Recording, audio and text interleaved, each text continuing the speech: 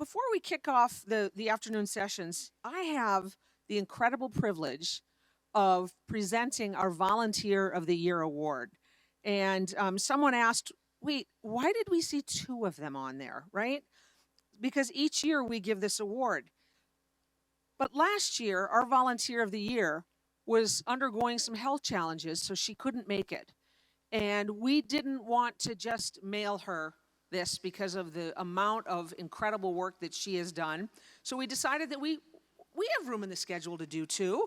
So we have the honor of doing both. So this year's, the 2025 Volunteer of the Year, is someone whose commitment to Notre Dame has spanned more than 4 decades and continues on in her work with the Notre Dame Club of the Jersey Shore. Maureen Staub, from the class of 1978.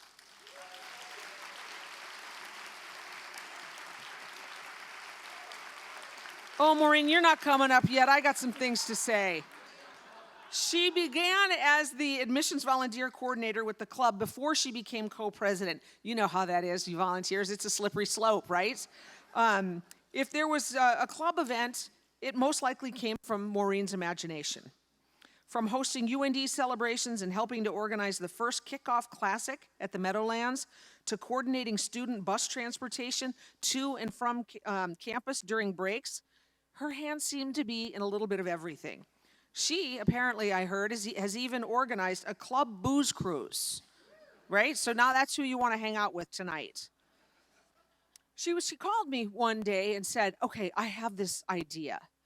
And that was not the first time I got a Dolly, I have an idea call from Maureen. One, by the way, was we should be able to sell the toasters with the ND or the waffle makers from South Dining Hall to everyone.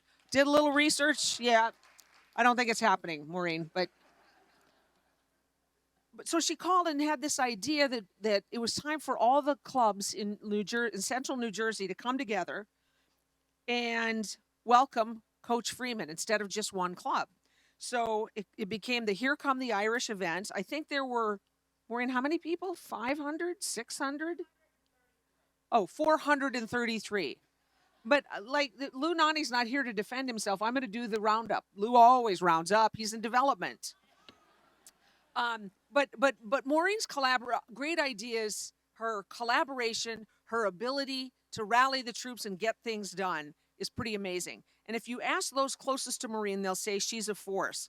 Her husband, Michael, described her as she's a fighter. I'm not sure where he was going with it, but when she puts her mind to it, it's getting done. Maureen's incredible passion for the university and its mission began when she attended the historic game when Notre Dame broke USC's winning streak in 1973 as a high school senior. That love was only strengthened by her time as a student, and the bonds between her and the women she met at Notre Dame still remain strong today. For Maureen, Notre Dame has always been more than where she went to school. And for over 40 years, she has devoted herself to strengthening this community. Maureen is a force. She's a delight. She's a doer. I consider her a dear friend. Please help me in welcoming Maureen.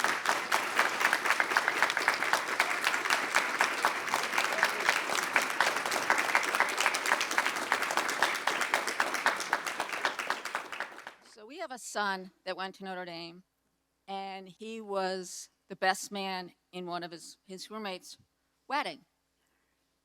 So we had to give a toast. Well, the father gave the toast first. He calls my husband and he goes, Dad, what do I do? He said everything I was going to say, which is just what Dolly just did. So here we go. If it's a repeat, oh well, you'll take notes. You'll really remember me. Thankful, grateful, blessed for the gift of a Notre Dame education and all the blessings it has provided me. It's the gift that keeps on giving.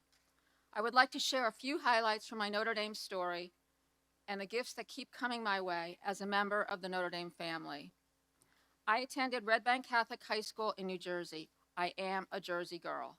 You may have heard of some of the other Notre Dame alums who have graduated from Red Bank Catholic. Benefactor Frank Eck, as in the Eck Visitor Center, the Frank Eck Baseball Stadium, Eck Hall of Law, and Eck Tennis Pavilion. And then there are 2 football players, Kevin Bauman and Quentin Nelson. I remind Quentin when I see him that he may be the first football player from Red Bank Catholic that graduated from Notre Dame, but I am the first female.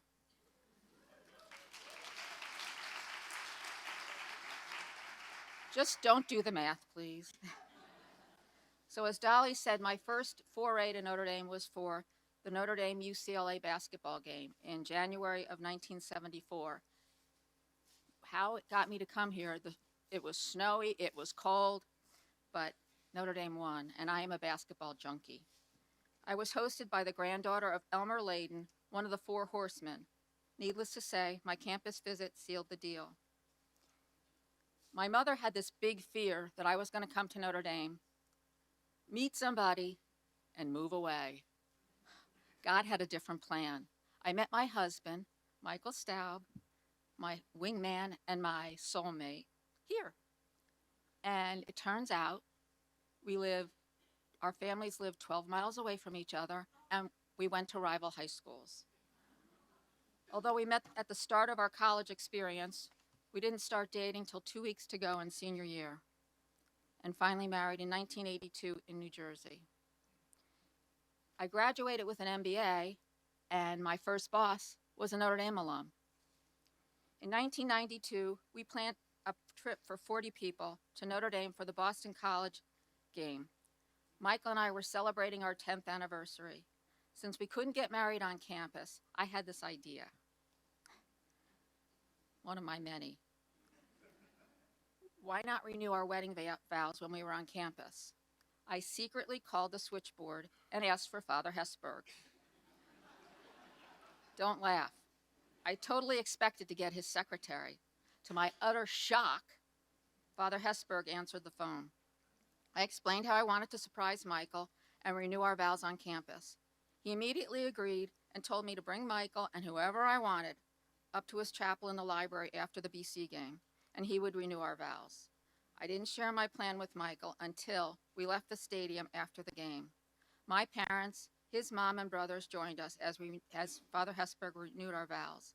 And as was customary for Father Hesburgh, he opened a bottle of wine to celebrate. I'm sure many of you have had a Father Hesburgh experience. Another connection to Notre Dame. In 1996, Notre Dame was playing Navy in Dublin. Michael and I were on a plane en route to a business meeting in Las Vegas when I got a call from a Notre Dame trustee to invite us to the Notre Dame Navy game. The private jet was leaving for Dublin at 8 a.m. the next morning. Would we like to go? I didn't hesitate. I didn't even tell Michael until I already said yes. We landed in Las Vegas, and while I arranged the flight back to New Jersey, Michael gambled at the airport and won $500. We boarded the plane back to New Jersey and got home in time to pack, find our passports, and meet the jet to Dublin the next morning. And we have been fortunate enough to attend every Notre Dame game in Dublin since, but we fly commercial now. I'm humbled to be recognized as the Notre Dame Alumni Volunteer of 2025 because as I look into this audience, so many of you are equally deserving of the recognition. We all know the effort it takes to keep our alumni clubs running under the umbrella of the best alumni association in the world. What may have given me a slight edge, as Dolly said, was my longevity with the alumni and as serving as an admission volunteer for 35 years of those years, as well as club officer in between. It was the bus, maybe, but maybe the fact that I wanted to see what it was like and make sure it was safe and if there was anything we could do to improve it. So I rode the bus home with the students after a night game. It was an experience that I only had to do once. And the Here Come the Irish luncheon that Dolly refers to was a pipe dream. There was no way, we're a B-size club, that we could get Marcus Freeman to come to New Jersey just for our club. So I concocted the idea of the 4 clubs of New Jersey joining forces, collaborating, and hosting the lunch. I think I gave you that idea in October. In February, I'm driving home with my husband from our volunteer event that we do, and I get a phone call from Dolly, and she said, "You've got it." I'm like, "What?" "You've got it." he's coming. I'm like, okay, when? She gave me the date, but she didn't tell me it was during the day. I'm thinking it's going to be a night event, but no, it was a luncheon event, which turned out to be a little crazy because it was a day that we have the Haskell Open. It's a big horse race. It was a Saturday, and it's beach weather. We're at the Jersey Shore. So they got tied up in traffic coming down from New York City. I was a nervous wreck, and then I ran into a state trooper who happened to be at the event. And he's like, "You look upset. What's the matter?" I said, "They're 45 minutes, almost an hour and a half late. Like, what are we going to do? People are scrambling." I went to Mike Sullivan, who was at the event, and I said, "Mike, do you think Dolly would mind if we opened the bar at your tab?" That didn't work. So the state trooper said, "Let me go. I have my car. I'll go get them and give them a police escort down." And it probably saved us 45 minutes. Let's see. So how many of you here have Notre Dame roommates or friends who have served in your wedding party, or as godparents to your children? Raise your hand. Keep your hands up. And how many of you still maintain your contact with ND classmates? Raise your hand. Pretty much the whole room. As I've stated earlier, the gift of a Notre Dame education just keeps on giving. Dolly mentioned that I couldn't be here last year because of my health. I had a little ride with breast cancer, and it was my Notre Dame girlfriends that called me and texted me and visited me, came in from Chicago to see me. So your Notre Dame friendships mean a lot to all of us, I'm sure. I'm often asked why I do what I do for our alumni club and the Notre Dame Alumni Association. They will say, "Hey, you graduated in 1978 and 80, and your son graduated in 2012. My answer is always the same. Love thee, Notre Dame. Thankful, grateful, blessed. Thank you.